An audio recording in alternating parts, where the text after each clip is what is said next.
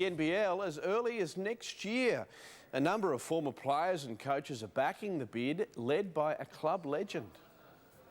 Leroy Loggins was synonymous with Brisbane basketball as a player, and now he's hoping to help the Bullets return to the NBL. Following a meeting in Brisbane last night, he's fronting a group of 10, trying to find enough money for the venture. Well, there are some potential overseas investors. Nothing's concrete at the moment. They've only got until November to raise the cash, but Loggins has a powerful ally and former teammate, and now Basketball Australia boss Larry Sengstock. I am passionate about it. It is my home state as well. Leaping Larry played with the Bullets for 7 seasons and won 2 championships. That doesn't mean he'll rubber stamp their return. We don't want to be a flash in the pan. This thing's got to be set up properly, and if it has to start humbly and move forward from there, then as part of the plan, then that's what we'll do. But Loggins isn't phased. In fact, he's already carved out a position for himself at the new club. Maybe a role in coaching or, advisory or, something of that nature. Patrick Dybell for Sports Tonight. Now, if you are listed as the tallest man in Australia, what better profession to pursue than, of course, basketball? Measuring 223 centimetres or 7'4", Sam Harris is the Adelaide 36ers' new secret weapon. The Perth-born centre is 10 centimetres taller than Freo ruckman Aaron Sanderland. A little overrated probably, but it's an advantage for sure.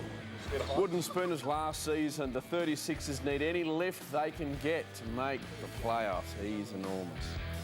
Now to the opposite end of the height scale, Australia's short-statured basketball team has visited Boomers training, where they picked up a few tips and they handed some out too.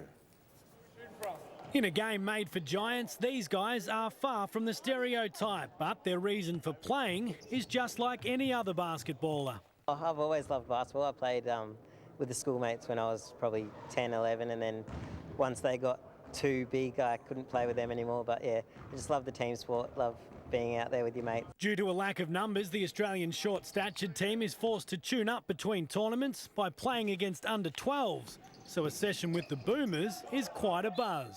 It's been amazing watching them train tonight, talk about high level. A bit surreal kind of shooting around with guys that are that much closer to the ring. It's like seeing a bunch of Paddy Mills run around the court, really, isn't it? So what tactics would they employ in a match against the big boys? A lot of bouncing between the legs, I'm sure. I reckon they might just have us, but yeah, we'd give it a crack. So while the short-statured team is happy to admit a match-up with the Boomers would be a little one-sided, they're not afraid to tackle a tall order.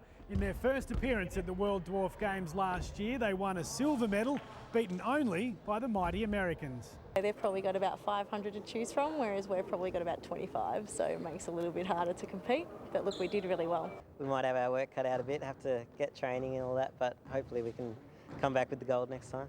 That chance comes in 2013. Until then, they'll battle on with no ongoing funding, but some lofty hopes and well wishes. Obviously they've had obstacles in their life, and for them to push them aside and find something that they love and do that is a testament to them, each and every one of them. Nathan Templeton for Sports Tonight. Yes.